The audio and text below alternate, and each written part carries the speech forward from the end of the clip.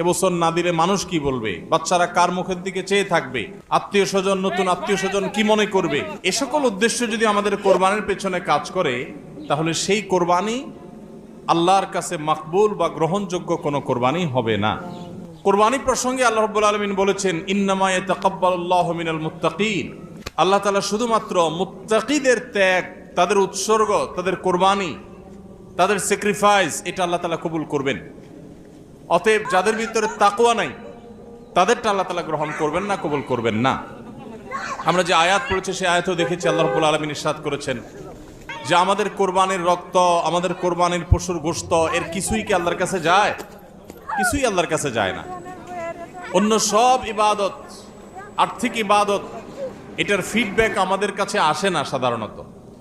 আমরা যখন দান সাদাকা করি, দান সাদাকা করলে ওইটা কি নিজে খাওয়া যায়? যখন দান করি, সাদাকা করি,